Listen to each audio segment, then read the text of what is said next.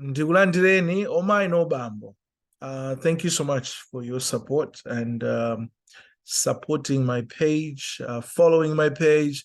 I'm going to ask you to invite friends and family, those people you know around you, to like my page. Let's talk. You know, the ultimate goal here is we should discuss issues. We should talk about issues that are affecting our country, the warm heart of Africa, Malawi, right? Komanso kuona njira kuti kodi we as citizens, we as the people of the country, how can we help our country? And also not forgetting kuti zinthu zimene anthu ena kaya ndatsogolera athu zimene akupanga zabwino kaya ndi zoyipa ndizitizo zomwe tingatokhala pansi, then we can talk about that and see strategically just looking at those things and see how best we can help as Ziga Zamalawi. So as usual, I always talk about the books that I'm reading. Right now, I must be frank with you, I'm run out of books. I think I'm still looking for a book. There's another book out there. It's a political book. I'm looking for that book. But for the meantime, I'm still reading my old book. If you can remember this book, this is The Last Campaign. The Last Campaign, actually, it's a must have book for all students of political science. So the book club we know, and this is Robert F. Kennedy and the 82 days that inspired the United States. Okay, so I'm still reading this book. It's a great book, and it talks about Bob Kennedy ran for the presidency in 1968. If you love politics, get your copy. It's a good book. I have mine. The other book that I started reading and then it went missing. I don't know what happened. I think one of my my children took it, but I found it. It's this book, Breaking History by Jared Kushner. So this book, if you guys you don't know who Jared Kushner is, he's one of the most influential people in the world. He is the son-in-law of the former president of the United States, a husband to Ivanka Trump. And this guy, during Trump presidency, he was one of the senior advisors of the president. So just to give you a little background about this guy. So I think before he went to the White House, he was the CEO of Kushner Companies. And I also see that he co-founded two technology companies, Decadre and Wired Skull. And in 2015, he was named the Fortune 40 under 40. So in 2015, when he was 40 years old, I mean, when he was under 40, he was the Fortune 40. And in 2017, he was named one of the Times 100 most influential people. And I also see, like, in 2018, Kushner received the Aztec Eagle Award. That's a Mexican highest honor for his work on the USMCA. And that was a trade agreement. And he was also given a presidential citation for helping to architect and manage Operations Warp Speed, which produced the COVID-19 vaccine. So he's done a lot. And I love reading, and I always encourage people to read, because when you read, you are knowledgeable, you are informed, and you can make informed decisions. Okay, so that's what I'm reading right now. You can share what you're reading. That's better. If you're not reading something, find something, read. It's better for you. Okay, I always do this just to encourage someone to read. Okay, now Omai Nobambo, cabinet yatuluka. Now I'm just looking at the list here ya cabinet imene yatuluka. Imene yatuluka masiku angapo apitawo, yet ndiye lerolo I thought we could sit down and then we can talk about this. we can just look at the pros and the cons. I know some of the people, they are maybe focusing on kodi watuluka ni ndani mwina, let's mock them anthu amene atulukawo amati atani amene achi. That's not my focus. My focus here is again is very objective. My focus is, what are the pros, what are the cons of the current cabinet, the presidential cabinet? That's what I want to look at. So first of all, this is a lean cabinet, right? Now, when we're talking of a lean presidential cabinet, actually we are referring to a smaller, or I can say more streamlined cabinet with fewer cabinet positions or cabinet ministers. And this has its pros and cons, and that's what we are going to look at. Right now, when we look at this cabinet, it Indian to 27. And 27, it includes the last 4 deputy ministers. And I'm going to talk about those positions as well, just to see, is this the best thing we can do in our country or no? And if it is, or if it's not, how about it? Let's dig a little bit deeper, okay? All right, so I do see like on this list, there's a few changes, few new faces, and I see other ministers moving from one ministry going to another ministry, which is okay. And I see some ministers being retained, and also I see my minister Mbiri ajotsedwapo ballistic. All right, now let's understand what is the ultimate goal of a presidential cabinet. This is through my research and through my understanding, my observation and understanding and the experience and understanding several, different governments, administrations. He is my my explanation about the ultimate goal of the presidential cabinet. So, when the president is appointing the cabinet, okay, what he is trying to do is to form a competent and effective team that can assist in governing the country and implementing the president's policy agendas, okay?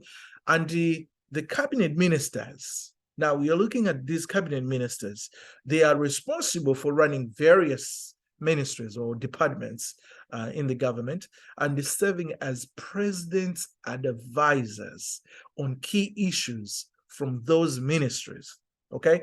And the president's goal is to appoint individuals who have expertise, that's number one, who have experience that is related or connected to that ministry, and judgment necessary to perform what they're supposed to do effectively and help advance the interest of the country, so of the nation, let's put it that way.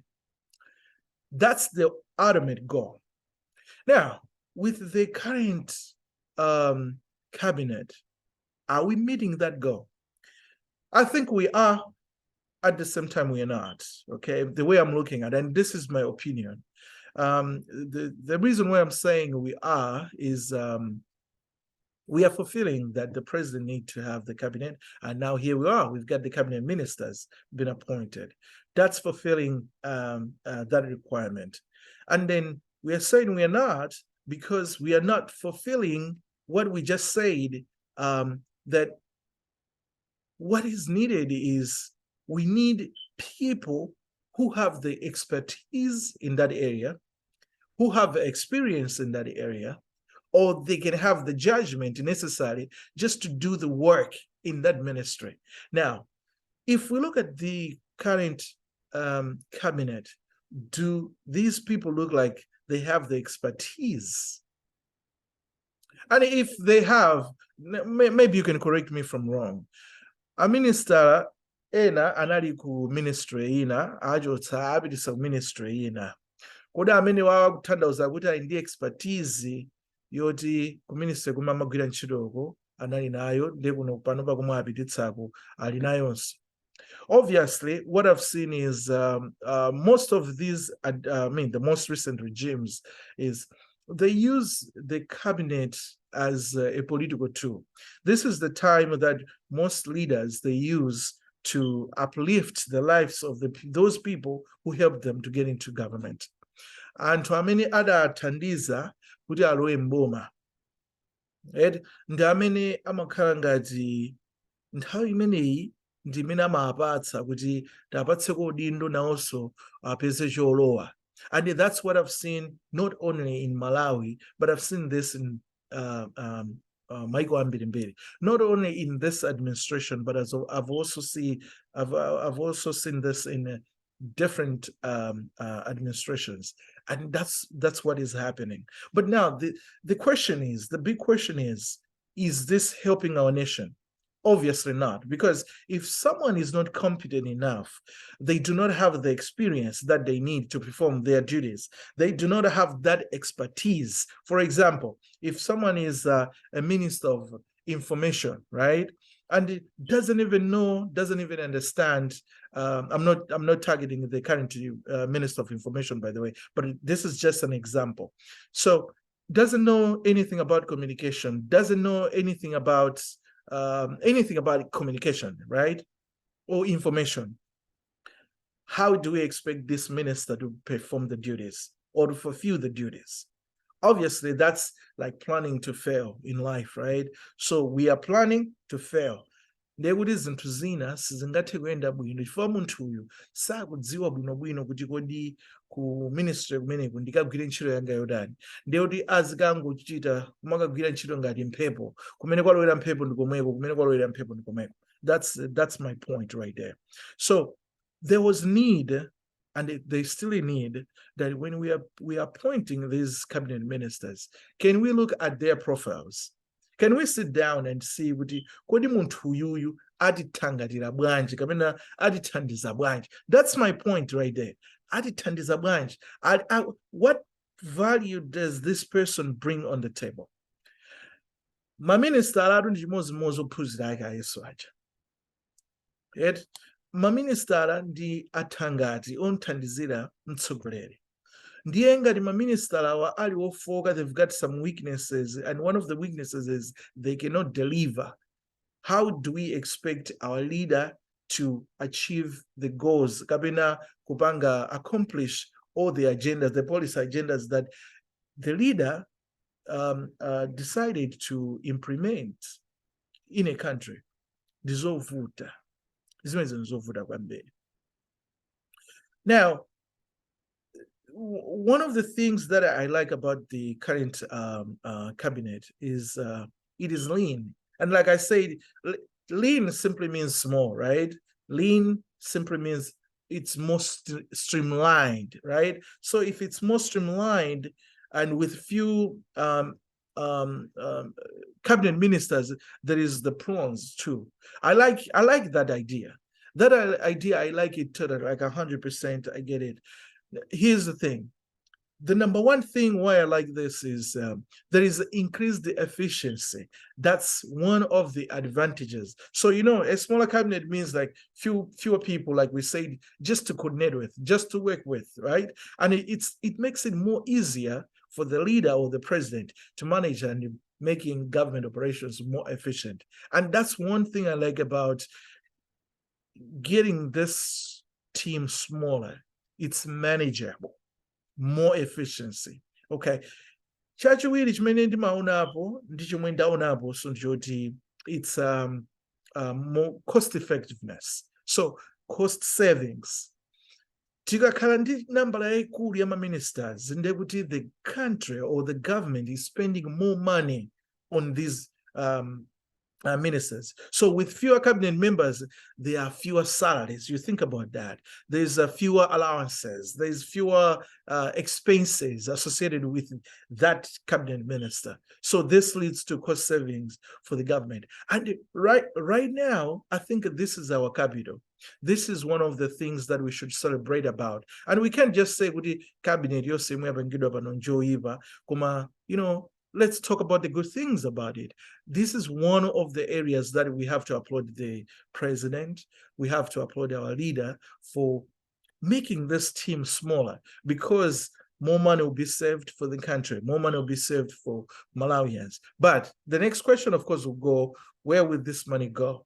And we have to check, how will this money work in our country, right? Now, there's another thing. The third one is it is more focused. So when it comes to decision making, it's more focused. With a smaller team, it's more cohesive team, and decision makings can be more focused, and they can be more strategic because it's a smaller team, right? That's another advantage. Now, another advantage is accountability.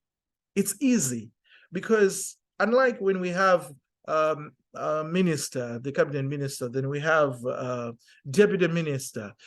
Amakanga dantwaja akutaira na miyala. Yeah, yamini anapanga dundu, yamini anapanga ndu. Koma when you streamline like this, there is more accountability. So improved accountability is one of the advantages that we can also look at. Now, the other thing that also I like about it's better alignment with the president's priorities, which I think it's one of the achievements that our president is going to get out of this. By limiting that number of cabinet members or cabinet ministers, the president can ensure that this team is aligned with the policy goals and objectives. And I love it. But however, like I said, it's worth noting that there's also potential downside of having a small team like this one, a lean cabinet. In that, fewer cabinet members can limit in diversity of perspectives and experiences brought to the table. So when we have more, amati kuchulukana kwabwino kumango opsera potandiwo mumpika kabina mbali. I think ajiwa amanina choncho. Kuma, let me applaud the president for coming up with a smaller team. To me, I'm saying thank you for making this smaller, because we're going to save money and we can use this money for other key issues in the country. That's what I'm looking at. Now, nkhani yokuza ma cabinet ministers amene apita atuluka. All right. I mean, I like when I heard Agwene Adafusa Brian Banda. She sounded very strong. She sounded not shaken. She sounded like a real politician, right? She sounded, it is what it is. And I want to ask all the cabinet ministers that they've left their positions that and this should not be the time that we should start kupanga zinthu zina zosainira because aya president adisiya if you're not bad because mapanga zimene tikufuna. No. The other thing too is the people that we have retained in this cabinet. But my minister yena amene tikayang'ana tikaona maminister amene aja ndikuona ngati kuti sakufunikira kukhala mu cabinet imeneyi. I understand there's a strong relationship. I understand that maybe anthu ameniwa anagwirizana ndi president kuchokera kutali, kumano anthu enawa tikadachotsamo kuti tikhale ndi kabineti yomwe itapindulire Amalawi. Sindimafuna nditchule mayina ndipo sinditchula mayina because I'm not targeting individuals here. I'm not targeting individuals. I'm just trying to be objective with my my video, right? My communication. It's high time that Malawi, we need to position ourselves for better, for greatness. Malawi has the potential that we can do better. And the only way we can do better is when these people are doing their job the right way. And doing their job the right way, it is a must. This is how things should be. And one of the things that we need to do is we should deal with corruption in our country. Okay, if we can't deal with corruption in our country, even the investors, it'll be so hard for investors to come into our country.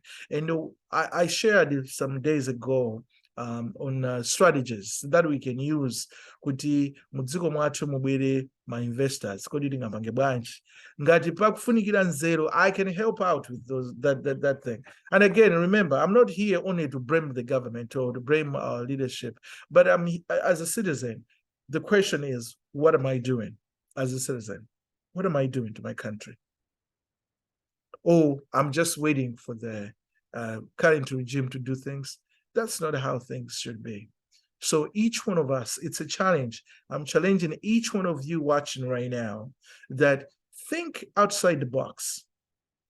Zinthu sizili bwino. Izi zitagwirizana tinamvana, including the president himself or our leaders themselves. They know that things are not okay. Inflation rate is so high right now. Zinthu zikungokwera tsiku ndi tsiku ndi tsiku. Zinthu zikusowa mdziko. Makampani akutsekedwa mu dziko because zinthu sizikuyenda bwino yayi. Ndiye no. We need to meet at a common ground. Let's meet right there. How can we help each other? How can we build this nation together? Kumasa atsogoleri athu ndikupemphani kuti pena pake muzichereza khutu kumamverako. Ngati kuli kofunikira, let's meet with all these people amene akumatha kumayankhula, kukumana nawo anthu amenewa ndikukambirana nawo kuti kodi mukuti bwanji, kodi apa mukuti bwanji. Anthu angati amenewa ali ndi nzeru zambiri zoti mwina because inu muli ground simukuliona ground bwinobwino.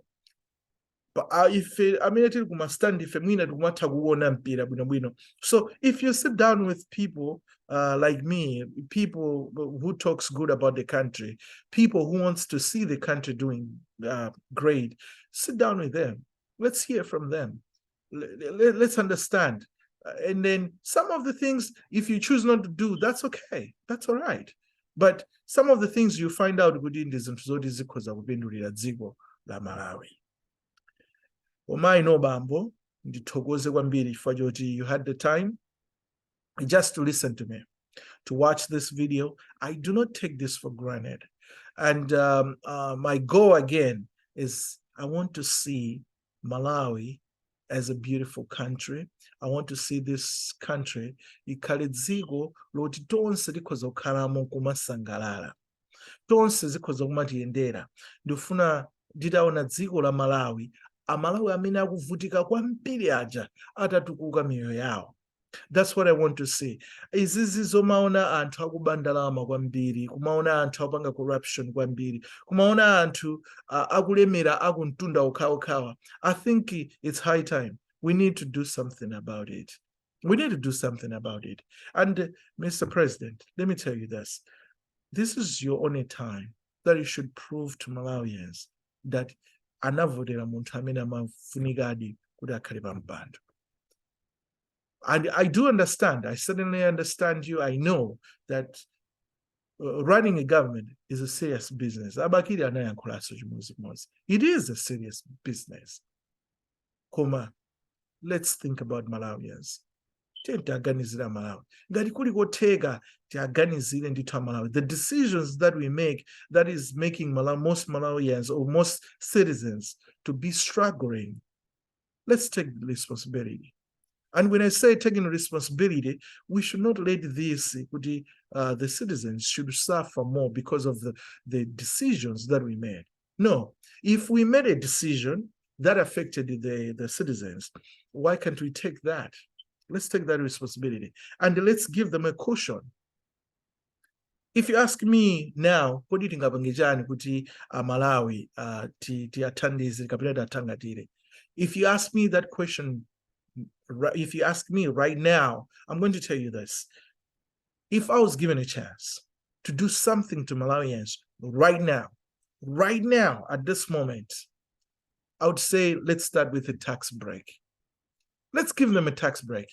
Tiapatse misonkho asalipire pa zakudya, asalipire pa china chilichonse, katundu amene ali maboda uja alolezeni anthu aja alowetse, kuzintchito kumaofesi kankumaganyu kuja tente apatse mwayionena kuti masalary awo alowe opanda misonkho. I know you say with ndeti banga bankruptcy. No, you will not. You are taking responsibility. because Malawians have struggled a lot right now. The citizens of this country have struggled a lot. So we need to help them. Let's help them. Let's help them out, even if it means to give them some money. We can't say we have ndalama zambiri kwa basi. Let's go back to our chopping board and let's see how much money are we making through the taxes, and where is this money going? Where is it going? So we can talk about this for hours. We can talk about this for days, even for years. But I think if you have this opportunity that you can change our country, that you can decide for our country, let's make a good decisions. Let's make those good decisions for our country, for the citizens. That's what I'm talking about. So thank you so much for watching. Thank you so much for following my page. And I'm going to ask you one more thing. Zinthu zikativuta, if things are not okay, if things are not going better, there is one strategy, easy strategy that I can tell you that I've been following and I've seen it working in my life. Learn from others. Let's learn from others. We have Zigola Zambia, our neighbor. So Zambia, it's not like doing better, but it's doing great. And we can sit down with them. Let's share notes. How are you guys doing this? How are you doing this? This is our situation right now. What do you think we can do? I know you do that maybe behind the curtains, but I'm just saying, if you do that, 2 thumbs up for you. But let's sit down with those people, with those countries, with those administrations that are doing better, and let's learn from them. Let's just learn. And with that, let me appreciate Mr. President Hakainde and your administration for the good job that you're doing. May God bless Zambia. And may God bless Malawi. May God bless our leaders. And may God bless everyone in the country. Thank you so much for watching.